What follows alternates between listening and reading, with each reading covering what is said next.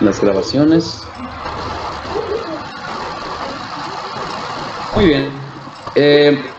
Una disculpa, no les pude enviar con antelación el estudio, el último estudio. Espero que lo hayan podido revisar.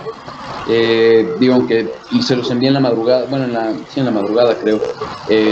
Pero bueno, espero que lo hayan podido estudiar. Si no, de todas formas, si se fijaron, en el mismo grupo de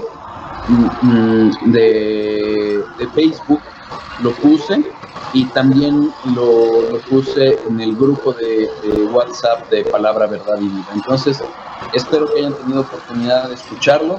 Es un tema un poco complejo en el aspecto de que la principal renuncia que habremos de hacer a nuestro yo radicará en la doctrina, porque las mentiras de este mundo que nos hablan a través de las emociones y que nos quieren llevar a aquello que nosotros entendemos por lo bueno, por lo amoroso, es a través de las mentiras de Satanás, como lo vimos.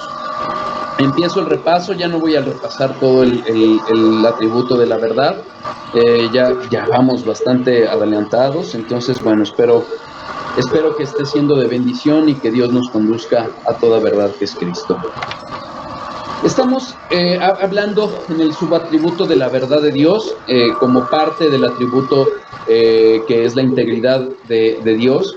Y en este atributo de la verdad hemos hablado de Dios, del Dios de verdad, del Dios del amén, y del Dios que habla y que habla verdad, que es y Jesucristo mismo, que es la verdad encarnada.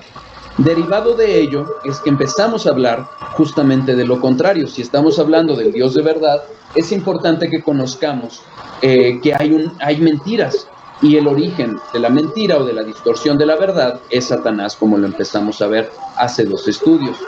Veíamos justamente que él es padre de mentira, y se le refiere como tal porque justamente esa mentira llevó al ser humano y a toda la raza humana a caer y a morir. Vimos también cómo, ya entrando al análisis concreto acerca de cómo operó esta mentira, vimos que Satanás usó a la serpiente, un animal de por sí astuto, pero que lo usó para justamente ser artero, para distorsionar la verdad y engañar al ser humano.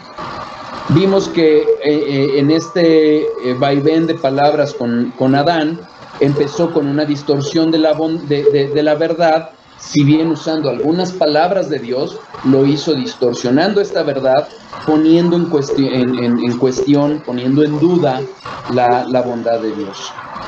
Al hacerlo así, pretendió hacerse u ostentarse como amigo de la mujer, como alguien preocupado por la mujer, por el ser humano en general. Y les hacía esta reflexión el estudio anterior, que él pareciera muchas veces, con esas doctrinas, con esos engaños que llegan, como un humanista. Atiende a nuestras emociones y ataca a través de ellas la verdad de Dios. Se disfraza como ángel de luz. Eva inmediatamente cayó en el engaño, distorsionó la verdad de Dios. Cuando contesta, le suma a la palabra de Dios, habla de que Dios había dicho que ni tocara el fruto prohibido, lo cual es una mentira, pero que demuestra que Eva ya estaba cayendo en el engaño de la severidad de Dios, a la cual Satanás quería hacerle creer. Y muchas veces, como veremos hoy, así pasa. También omitió la bondad de Dios cuando no refirió que de todo árbol podían comer. Otra distorsión en la que cayó Eva fue que omitió también hablar de la certeza, de la certidumbre en la que caería la muerte, en la que acarrearía la desobediencia a Dios. Después de esa tentación en la que Eva empieza a ceder, lo que sucede es que viene el desafío concreto, artero de Satanás contra la verdad. Y les dice, no, ustedes no van a morir. Viene la mentira directa que distorsiona la verdad de Dios y además cuestiona el carácter de Dios, según veíamos, cuestiona la integridad de Dios, el amor de Dios, su sabiduría, su veracidad. Finalmente, lo que logra Satanás es que Eva codiciara el fruto, y codiciándolo comiera, cayera en desobediencia y finalmente hiciera caer en el mismo engaño a Adán, bueno, más que en el engaño, en la desobediencia. Adán eventualmente prefirió obedecer o quedarse con su mujer que la relación con Dios. ¿Y qué es lo que vemos después? La misericordia de Dios. Vemos cómo surge la culpa, vemos cómo surge la vergüenza. Bueno, vimos, mejor dicho, cómo surgió la culpa, la vergüenza, la respuesta irracional del ser humano buscando una solución que no le iba a traer nada. Y vimos también que lo que había prometido Dios que pasaría, pasó, la muerte. La muerte física eventualmente llegaría a Adán y a Eva, pero también lo que sucedió inmediatamente fue la muerte espiritual, de lo que acarreamos todo ser humano y por ende somos una raza caída con tendencia a pecar. ¿Queda claro? Espero que todo vaya claro. Si hay dudas, si hay comentarios, por favor háganoslo saber. ¿Tienes el WhatsApp? Sí. Si escriben aquí en el chat y no lo veo o desean hablar y no los veo, por favor escriban en el WhatsApp y Edith me lo hará saber. Bueno, ya vimos cómo operó, vimos cómo opera esta mentira en la que Satanás hace caer a la raza humana, y al hacerla caer vemos cómo la propia humanidad participa de ella, hace oído sordo la verdad y empieza a escuchar las mentiras de este mundo que hacen cuestionar la bondad de Dios, nos hacen poner la atención en las cosas que atienden más, como vamos a ver hoy, a nuestras emociones, a lo que sentimos, y nosotros mismos empezamos a participar de esas mentiras. ¿Queda claro? ¿Sí? Vamos a unas reflexiones que me parecen importantes y más, bueno, no es que sea más en este día, pero ciertamente creo que hoy lo vemos patentemente con algunas reflexiones que les voy a hacer de cómo opera aún hoy esta misma táctica. Dice Bodhi Bauchan. Bodhi Bauchan es un predicador de sana doctrina. Difícilmente no lo he encontrado, la verdad, predicaciones en español que yo recuerde, pero si hablan inglés y lo escuchan, se los recomiendo mucho. Es tremendo predicador. Bodhi Bauchan dice, hablando justamente de esta tentación en la que cae Eva, cómo Satanás la lleva a caer, dice Bodhi Bauchan, la esencia de la estrategia de la tentación es la misma que en el Edén. Número 1, cuestionar lo que Dios dice. ¿Es eso lo que realmente dice Dios? Dios no diría eso. Número 2, abierta contradicción a lo que Dios dice. Número 3, ataca directamente el carácter de Dios. Si recuerdan, esos 3 aspectos pasaron en la tentación que la serpiente llevó a cabo con Eva. Cuestionó si realmente Dios había dicho que no podían comer del árbol del fruto del bien y del mal, del conocimiento del bien y del mal. En alguna forma le hace creer a Eva que ella había malentendido a Dios. Después viene la franca contradicción. Dios había dicho que con certeza morirían y Satanás les dice no morirán, y eventualmente ataca el carácter de Dios. ¿Por qué? Porque cuestiona su bondad, su amor, su veracidad, su sabiduría, etc. ¿Queda claro? Y Bodhi Bauchan pone el ejemplo de la tentación sexual.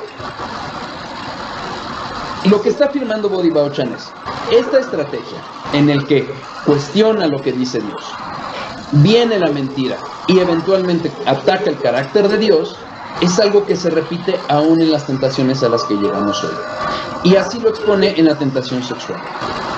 Número 1, ¿realmente te tienes que esperar hasta casarte?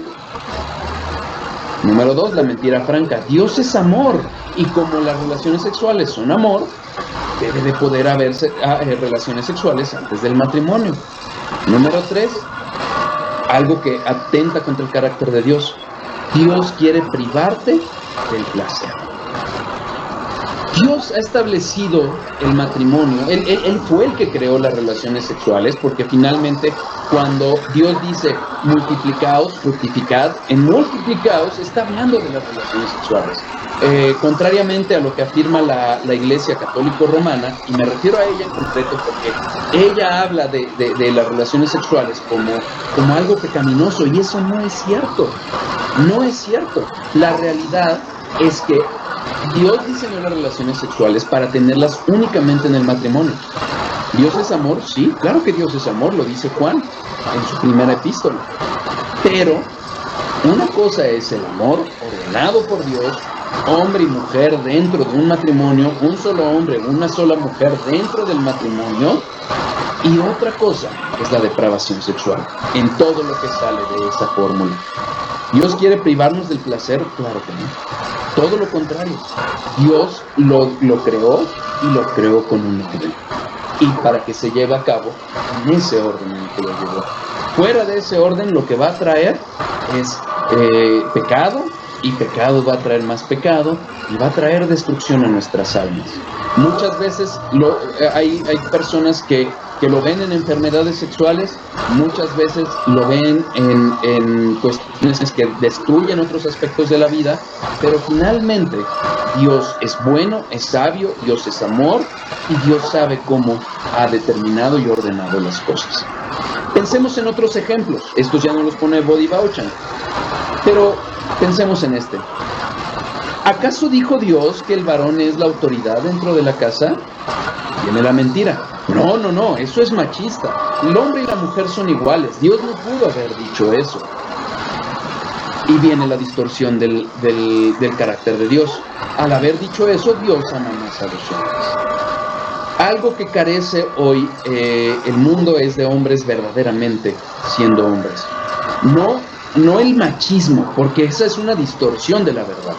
Siendo verdaderamente autoridad, respondiendo ante Dios de cualquier exceso de autoridad, pero también siendo responsables en el ejercicio de esa autoridad. ¿Acaso Dios ordena disciplinar a los hijos? No, eso es violencia. Dios es amor. A Dios no le importa que si están chicos pequen. Esa es otra distorsión de la verdad. Hay una persona que tiene un instituto de padres que le dicen pastor. Yo dudo que sea pastor, o por lo menos de sana doctrina, porque si bien tiene algunos consejos que pueden parecer útiles, en muchos aspectos, y en concreto en la disciplina, él distorsiona la verdad que Dios ha dado. Entonces, así es lo que hace Dios, y hoy vemos los resultados. Una generación de cristal a la que no le puedes decir algo en contra porque se salen de los grupos, porque te hacen caras, porque te agreden francamente. Y la realidad es que Dios disciplina a sus hijos, y así como Dios nos disciplina, nos ordena también disciplinar a nuestros hijos. Y eso es una expresión de amor, no de violencia. Obviamente, el pecado ha llevado a algunos padres a ejercer esa disciplina con violencia, y eso no es lo que ordena Dios. Muchas veces hay quienes dicen, es que hoy se demanda un cristianismo legalista. No, un cristianismo bíblico. El legalismo sí es una distorsión de la verdad bíblica. Como el exceso de gracia y el exceso de legalismo son distorsiones. Lo que nos va a dar el equilibrio siempre es el Evangelio de Dios. Otro ejemplo acerca de cómo de las distorsiones, de las tentaciones en las que aún Satanás hoy lleva a cabo hoy en día. ¿Acaso Dios dice que no trabaje, que el que no trabaje no coma? No, eso es falta de misericordia. El trabajo es causado por la caída. Y ahí viene la distorsión del carácter de Dios. Tú puedes ser más misericordioso que Dios. No. La palabra claramente dice, el que no trabaja, que no coma. ¿Puede parecer duro? Sí, si nosotros entendemos el trabajo como un castigo, pero lo hemos leído en Génesis 1, 2 y 3. El trabajo es una bendición de Dios. La ociosidad lleva al hombre a pecar. Lo que sí es consecuencia de la caída es que el trabajo sea duro, genere sudor, sea difícil llevarlo a cabo, pero el trabajo en sí es una bendición. Pregúntale a aquel padre responsable que quiere mantener a su familia y que no puede trabajar. Va a buscar trabajo como sea necesario, porque el trabajo es una bendición. ¿Es falta de misericordia? No, hermano. No es falta de misericordia. Muchas veces nosotros queremos disfrazar la misericordia de conmiseración. Mira, cuando nosotros no disciplinamos a nuestros hijos, nosotros decimos, ay, es que somos buenos, y no queremos causarle daño. Y lo contrario dice la palabra de Dios: quien no disciplina a sus hijos, los aborrece. Generalmente cuando evitamos disciplinar a nuestros hijos es porque nosotros mismos nos estamos ahorrando el trabajo, porque no es sencillo. Alguna vez me pasó, tardé en empezar el estudio. ¿Por qué? Porque algo había pasado en casa y tuve que hablar con él, tuve que disciplinarlo, tuvimos que orar. Es una inversión de tiempo, sí. Me ha pasado, alguna vez también tardé en entrar a una conferencia de trabajo por la misma situación. Pero eso no es el evitar esa disciplina no es misericordia. Hubiera tenido conmiseración de mí mismo. Igualmente, si vemos a un ser querido que no trabaja y por ende no come, nosotros queremos darle todo. ¿Pero por qué? Porque no nos gusta sentirnos mal, porque no nos gusta verlo padecer, porque me hace sentir mal, no porque sea lo mejor para esa persona. Hermanos, no podemos ser más misericordiosos que Dios. Una de las mentiras que he oído en la iglesia carismática es que cuando Moisés ora por su pueblo fue porque fue bien. No es cierto. Dios estaba poniendo a prueba el carácter de Moisés. Dios ya tenía ordenado que iba a salvar ese pueblo, porque a través de ese pueblo llegaría la promesa que Dios le había dado a Abraham y que Dios le había dado también a Adán y a Eva. Simple y sencillamente puso a prueba el carácter de Moisés para ver si podía tener ese carácter necesario para dirigir a ese pueblo de dura cerviz a través del desierto. Otra mentira.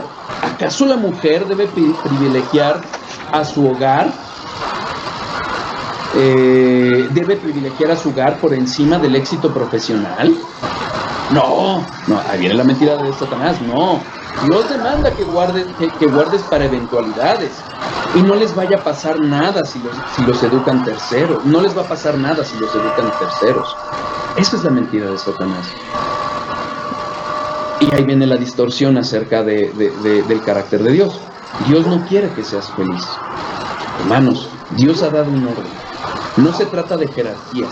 No se trata para el varón, el ser autoridad, el traer el sustento a casa, no es un premio. Sí es una bendición, pero no es un premio. Es difícil ser autoridad. Dios ha puesto un orden y Dios, como lo hemos visto hablando de los deberes de los padres, nos ha dado estas almas eternas para tenerlas en el invernadero de un hogar cristiano ante tanta mentira, ante tanto engaño. Dios no quiere que seas feliz. Pregúntale a una mamá que no pudo atender a sus hijos de pequeños y pregúntale a una mamá que los disfrutó. Y vas a ver si realmente es felicidad o no. Un último ejemplo. ¿Acaso el mundo es tan malo que no puede ser su amigo? No, eso es fanatismo. Ahí viene la mentira. Y ahí viene la distorsión del carácter de Dios. Dios no puede ser tan malo como para aborrecer a los pecadores. ¿Han oído esas mentiras en las iglesias no reformadas? Dios ama el pecado, aborrece el pecado, pero ama al pecador. ¿No es cierto? La Biblia afirma con toda claridad que Dios aborrece el pecado, pero también al pecador. El pecador, con su pecado, se va al infierno. No se va solamente el pecado. Cuidemos, insisto, con esas mentiras, con esos susurros que nos parecen hablar del carácter bondadoso de Dios, pero que realmente es una distorsión de la verdad de Dios. ¿Queda claro? Espero que sí. Entonces ya vimos cómo el padre de mentira lleva a cabo esa mentira en el Edén. Vemos cómo esa estrategia se sigue repitiendo a lo largo de los siglos. Y ahora, otra reflexión que hace Bodhi Bauchan es esta. No solo la estrategia de cómo lleva a cabo la tentación, sino la naturaleza de la tentación es la misma. Dice Bodhi Bauchan, en cuanto a la naturaleza de la tentación, es la misma. El deseo de la carne, el deseo de los ojos y la vanagloria de la vida. Acompáñenme a Primera de Juan, capítulo 2, versículos 15 a 17. Primera de Juan, capítulos 2 a 17. Perdón, capítulo 2, versículos 15 a 17. No améis al mundo ni las cosas que están en el mundo. Si alguno ama al mundo, el amor del Padre no está en él. Porque todo lo que hay en el mundo, los deseos de la carne, los deseos de los ojos y la vanagloria de la vida, no proviene del Padre, sino del mundo. Y el mundo pasa, y sus deseos, pero el que hace la voluntad de Dios permanece para siempre. Quiero que nos enfoquemos en este momento en los tres contenidos de estas tentaciones: los deseos de la carne, los deseos de los ojos y la vanagloria de la vida. Acompáñenme por favor a Génesis, a la caída. Génesis 3, capítulo 6. Génesis capítulo 3, versículo 6. Y vio la mujer que el árbol era bueno para comer y que era agradable a los ojos, y árbol codiciable para alcanzar la sabiduría. Y tomó de su fruto y comió, y dio también a su marido, el cual comió así como ella.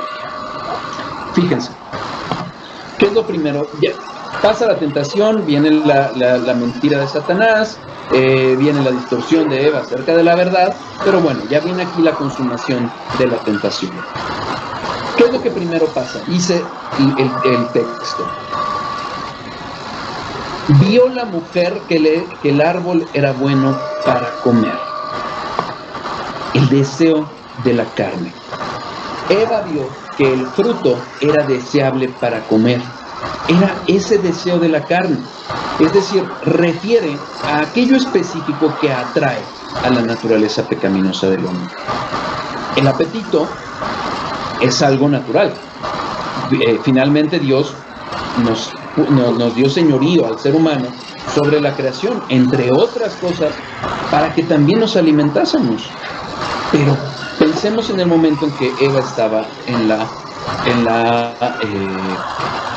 el Edén. Tenía todo para comer, menos ese árbol. Todo.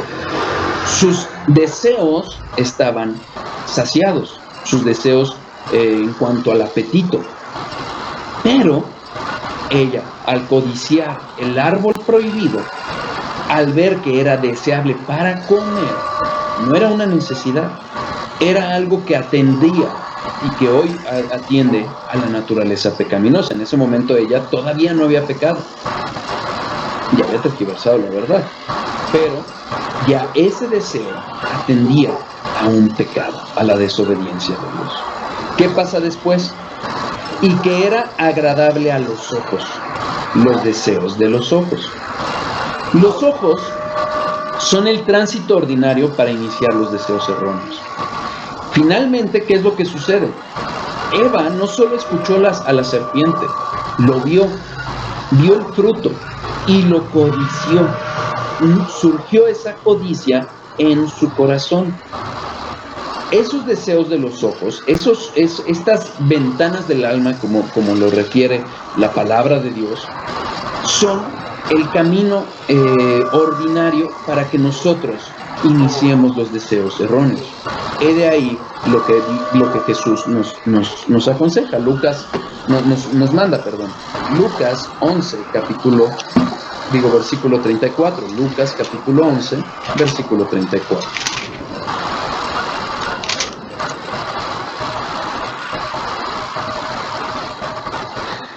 Vamos a leer desde el 33. Nadie pone en oculto la luz encendida, ni debajo del almud, sino en el candelero, para que los que entran vean la luz. La lámpara del cuerpo es el ojo. Cuando tu ojo es bueno, también todo tu cuerpo está lleno de luz. Pero cuando tu ojo es maligno, también tu cuerpo está en tinieblas. Mira pues, no suceda que la luz que en ti hay sea tinieblas. Así que si todo tu cuerpo está lleno de luz, no teniendo parte alguna de tinieblas, será todo luminoso, como cuando una lámpara te alumbra con su resplandor. Finalmente, Jesús, conociendo nuestra naturaleza, sabe qué es lo que es correcto y qué es lo agradable, qué es lo bueno para nosotros y para darle honra a Dios. Cuida tus ojos, los deseos de la carne, pero también los deseos de los ojos. Cuidado con poner mucha atención a lo que este mundo enseña. Es que es un programa de comedia, en donde se mofan de la homosexualidad, en donde hay relaciones extramaritales, en donde hay adulterio. ¿De qué estamos llenando nuestro cuerpo? ¿De tinieblas o de luz? Ay, es que esas predicaciones son muy largas. Hermanos, cuida lo que entra por tus ojos. Cuidemos esas ventanas que Dios nos ha dado para que lo que entre sea luz y lo que haya por ende en nuestro cuerpo sea luz y no tinieblas. ¿Queda claro? Finalmente, ¿qué es lo que sucede con Eva? En el mismo versículo 6. Y árbol codiciable para alcanzar la sabiduría. Hermanos, en plena comunión con Dios, Adán y Eva estaban en plena comunión. ¿Se acuerdan cuando hablamos de la sabiduría de Dios? Dios mismo es la sabiduría. ¿Se acuerdan lo que hemos visto acerca de Jesús? Jesús es la verdad.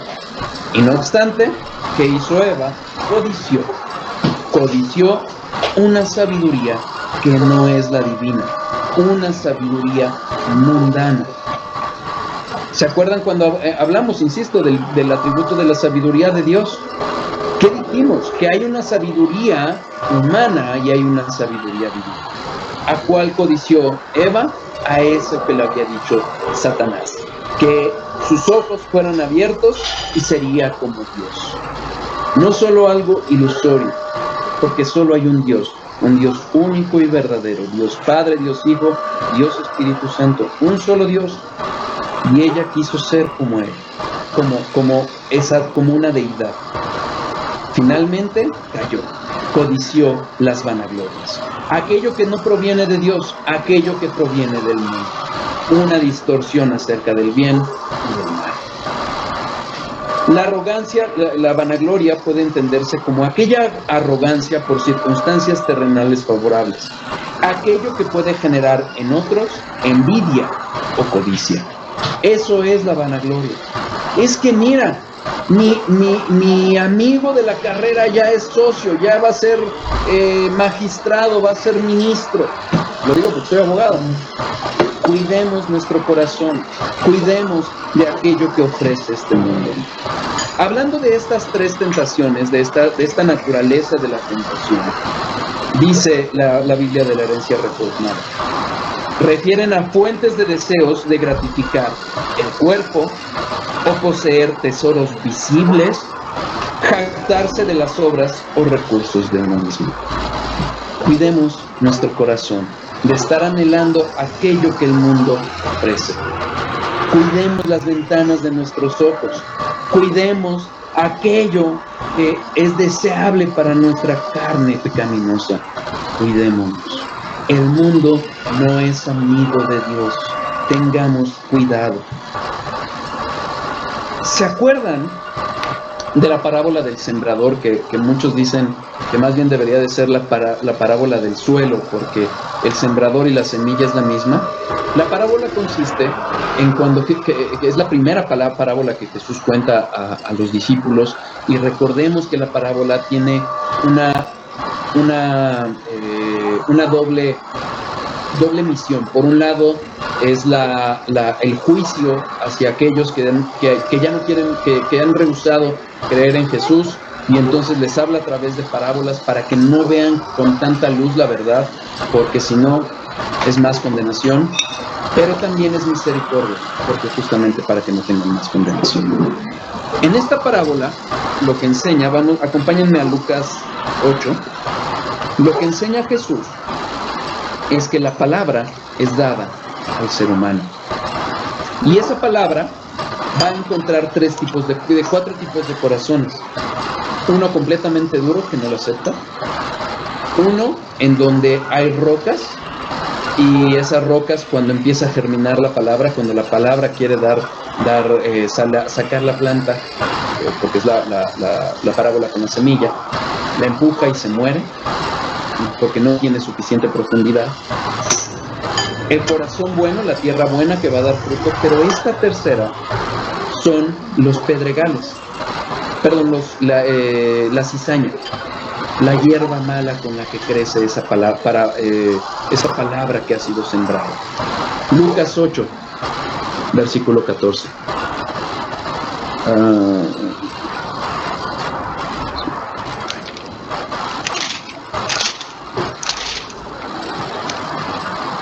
La que cayó entre espinos. Miren, acompáñenme primero. Vamos a leerla completa ya. Versículo 4. Es más fácil. Juntándose una gran multitud y los que de cada ciudad venían a él, les dijo por parábolas. El sembrador salió a sembrar su semilla, y mientras sembraba, una parte cayó al camino, y fue hollada, y las aves del cielo la comieron. Otra parte cayó sobre la piedra, y nacida se secó, porque no tenía humedad. Otra parte cayó entre espinos, y los espinos que nacieron juntamente con ella, la ahogaron. Y otra parte cayó en buena tierra, y nació y llevó fruto a 100 por uno. Hablando estas cosas, decía a gran voz: el que tiene oídos para oír, oiga.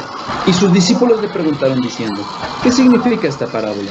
Y él dijo: a vosotros os es dado conocer los misterios del reino de Dios, pero a los otros por parábolas, para que viendo no vean y oyendo no entiendan. Esta es la parte que les digo que fue juicio y misericordia a la vez. Esta es, pues, la parábola. La semilla es la palabra de Dios. Y los de junto al camino son los que oyen, y luego viene el diablo y quita de su corazón la palabra para que no crean y se vuelvan. Los de sobre la piedra son los que, habiendo oído, reciben la palabra con gozo. Pero estos no tienen raíces, creen por algún tiempo, y en el tiempo de la prueba se apartan. La que cayó entre espinos, estos son los que oyen, pero oyéndose, son ahogados por los afanes y las riquezas y los placeres de la vida, y no llevan fruto. Mas la que cayó en buena tierra, estos son los que con corazón bueno y recto retienen la palabra oída y dan fruto con perseverancia. Fíjense en la que son los espinos. ¿Han visto cómo crece la hierba mala? No sabe, por más que uno la arranca, sigue creciendo y sigue creciendo y sigue creciendo. ¿Y qué es lo que termina pasando si uno no la arranca? Si uno no la arranca, seca a la palabra buena, a las plantas buenas que hay a su alrededor. Eso pasa con los afanes, las riquezas y los placeres de la vida. Estos engaños, estas tentaciones que contiene el mundo, los deseos de la carne, los deseos de los ojos, las vanaglorias de la vida, son aquellos afanes, riquezas, placeres que van a terminar secando la palabra de Dios. Por eso es que no solo es padre de mentiras Satanás, sino el asesino. ¿Por qué? Porque es a través de todo ello que los seres humanos se pierden. Es un enfoque, y fíjense cómo, cuando nosotros analizamos a detalle estas tentaciones, cómo se llevan a cabo, cómo el árbol fue codiciable, el árbol lo deseó Eva para comer, lo vio agradable a los ojos y codiciable para sabiduría no divina, sino mundana. Finalmente es un enfoque en nuestras percepciones sensoriales, en nuestras emociones. Todo aquello que nos distrae. Es que no eres bueno. ¿Quién define la bondad? ¿Dios o el mundo? Es que el amor es que dos personas se quieran sin importar su sexo. El amor es una decisión o un sentimiento. Si fuera un sentimiento y no una decisión, Dios no te mandaría a amar a tu esposa. Dios no te mandaría a amarla a él. Miremos que aquellos argumentos, aquellas bonitas palabras que nos evocan más nuestros sentimientos, nuestras emociones, que lo que la verdad dice. Porque todo aquello nos va a distraer de la verdad de Dios, nos va a distraer de Jesucristo. ¿Vamos claros? MacArthur dice, refiriéndose también a explicando, primera de Juan 2, del 15 al 17. Son las mentiras que las filosofías e ideologías del mundo, así como muchas cosas que éste ofrece, parecen atractivas y deseables. Todo es un engaño diabólico. ¡Ay, eres muy exagerado! Hermanos, fíjense cómo siempre hay un engaño que nos aparta de la verdad de Dios. Lo vimos en los ejemplos, acerca de la autoridad del varón, acerca de la disciplina de los hijos, acerca de quien no trabaja, que no coma, acerca de privilegiar para la mujer el hogar sobre su éxito profesional, acerca de no hacer amistad con el mundo, con este mundo, con estos deseos de la carne, con estos deseos de los ojos, con estas vanaglorias de la vida. Cuando nos son atractivas todas esas ideas, todas aquellas distorsiones, son cuestiones emocionales, son cuestiones que atacan a nuestros sentimientos. Alguna vez, hablando de la trascendencia de Dios, explicábamos justamente cómo las ideas, la realidad que Dios plantea está muy por encima de nosotros. El tener una Biblia que nos hable del carácter de Dios, que nos explique cómo son las cosas bajo los ojos de Dios, nos va a ayudar para que no un corazón pecaminoso como el que tenemos cada uno de nosotros nos distorsione o nos lleve a otro lado del camino. ¿Queda claro? Bodhi Bauchan, explicando cómo esta naturaleza de la tentación es la misma, pone el ejemplo de Jesucristo. Acompáñenme a Lucas capítulo 4 versículos 1 a 13.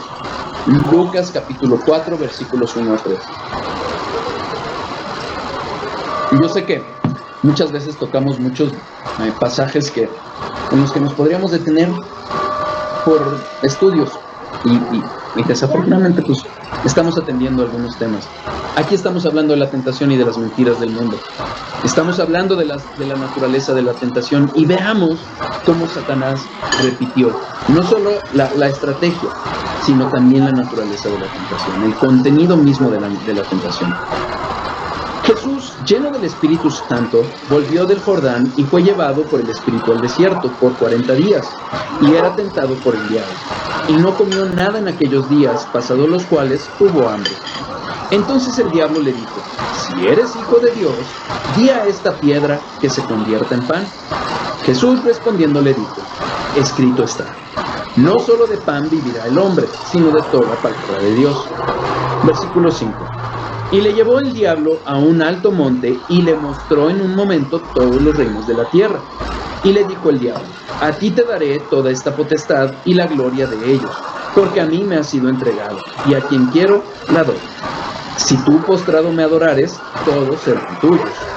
Respondiendo Jesús le dijo: vete de mí, Satanás, porque escrito está, al Señor tu Dios adorarás y a Él solo servirás.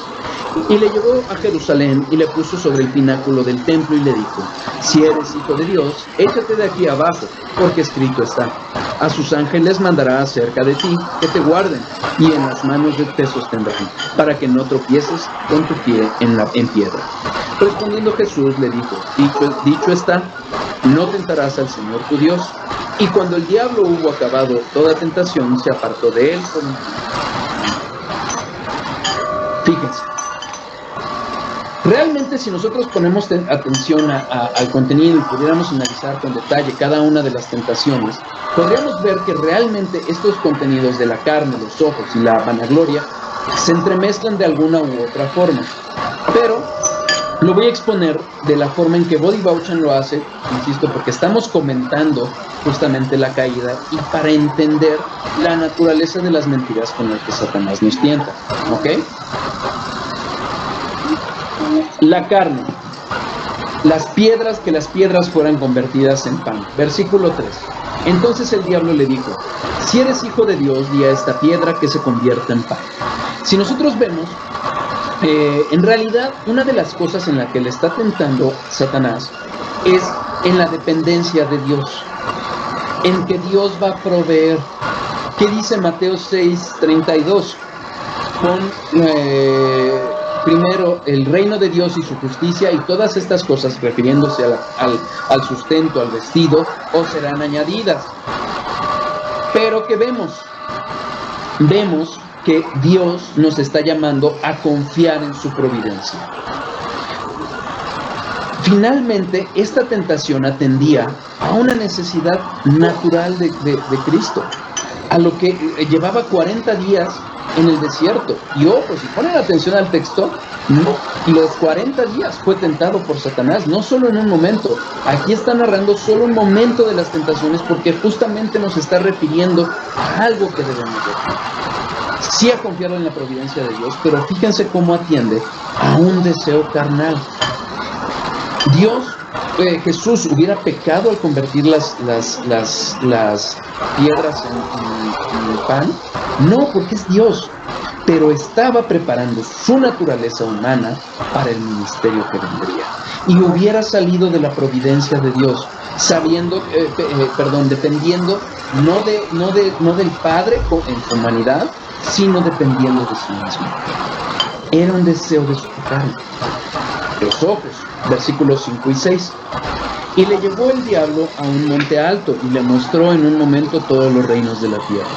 Y el diablo le dijo el diablo, a ti te daré toda esta potestad y la gloria de ellos, porque a mí me ha sido entregada, y a quien quiero la doy. ¿Para qué lo llevó a un monte alto? ¿Para qué? Para que los viera. Eso fue lo que llevó a cabo. Finalmente, el ver los reinos y ver el poderío que tenía, sin duda llevaba implícito el que él no tuviera que padecer su pasión para conseguirlos. Pero, ¿cómo lo tentó? A través de lo que podía ver. La vanagloria. Versículos 9 y a 11. Y le llevó a Jerusalén y le puso sobre el pináculo del templo y le dijo, si eres hijo de Dios, échate de aquí abajo, porque escrito está, a sus ángeles mandará cerca de ti que te guarden, y en las manos te sostendrán para que no tropieces con tu pie en piedra. ¿Por qué es vanagloria? Algún historiador, refiere a MacArthur, habla de que la altura del templo eran 117 metros. Imagínense, era la tentación de que él, siendo el Hijo de Dios, iba a ser levantado por los ángeles e iba a impedir que cayera. Y pongan atención, porque además hace uso de la palabra de Dios para tentarlo.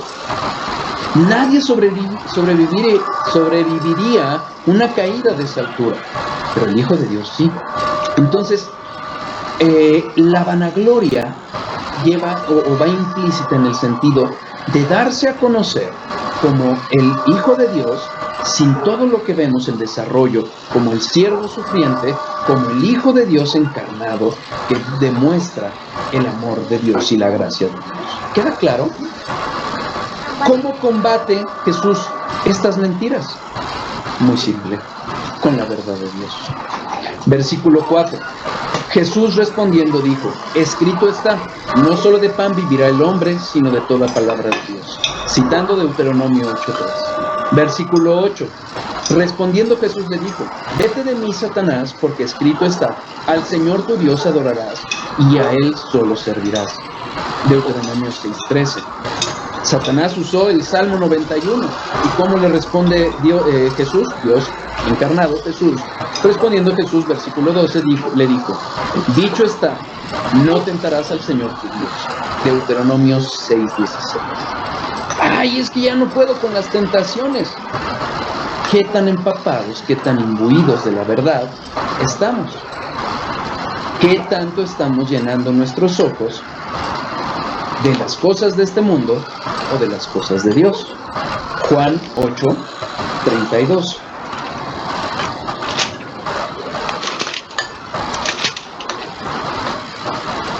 Y conoceréis la verdad, y la verdad os hará libres. Versículo 36. Así que si el Hijo os libertare, seréis verdaderamente libres.